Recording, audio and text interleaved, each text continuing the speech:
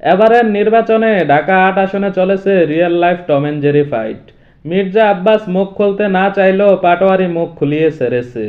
আল্লাহর বান্দা, মুখ না যেন মাইক। যারে পায় তারাই কয় মির্জা আব্বাস চান্দাবাজ। ইভেন গেম থেকে শুরু করে চান্দা.com খুলে ফেলেছে।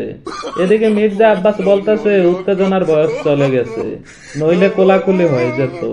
মানুষ ঘুম থেকে ওঠে আল্লাহর নাম নেয়, সে নেয় আমার নাম। তাছাড়া সে আমার বাচ্চার থেকেও বয়সে ছোট। এটা শুনে পাটোয়ারি বলতেছে তাহলে আজ থেকে আমি আপনার নাতি। তয় বান্দা আবার ভোট চাইতে গিয়ে বিপদেও পড়তাছে। যারে গিয়ে বলে চান্দা দেওয়া লাগবে না, সেই ওঠে কয় চান্দা তো দেই না। আরেকজনরে কইতেছে দোয়া দিয়েন, উত্তর পাইছে দোয়াও নাই ভোটও নাই। মেয়েদের কাছে গিয়ে বলতেছে আমার তো অবস্থা খারাপ, না জানে বিশাল বড় গ্যাংস্টারের পাল্লায় পড়ে গেছি। তবে এই দুইজন ছাড়াও আরেক বেটি খারাপ হইছে। হে আবার লাল রঙের শাড়ি পরে মাথায় মুকুট লাগিয়ে ভোট চাচ্ছে। পাটোয়ারিকে বলতেছে তুমি ছোট, এসব তোমার জন্য নয়।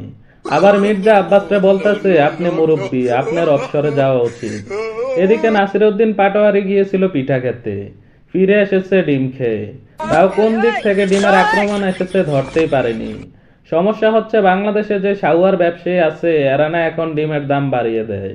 অতি পছন্দের একটা জিনিস হলো ডিম। জীবনানন্দ দাশ লিখেছিলেন অনেকবার আমাকে পেটে দুদণ্ড শান্তি দিয়েছিল খামারের ডিম।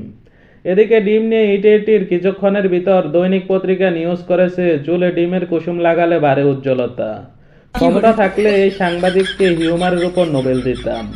নেগেটিভেও যে কিছু পজিটিভ আছে এই বান্দা প্রমাণ করে দিয়েছে।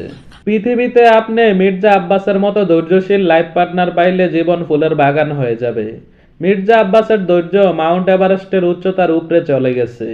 পাটোয়ারি নির্বাচনের আগের দিন ট্রাক ভাড়া করে সেই ট্রাক নিয়ে আব্বাসের বাসার সামনে গিয়ে নেচে আসছে। আল্লাহ এ বান্দারে যে কি দিয়ে বানাইছে। এদিকে মির্জা আব্বাসরে সাংবাদিক জিগাইতেছে পাটোয়ারি সম্পর্কে। আব্বাস বলতেছে ওরে আমি চিনিই না ভাই, মানুষ সুখে পাথর হয়। মির্জা আব্বাস পাথরের বাপ আতর হয়ে গেছে।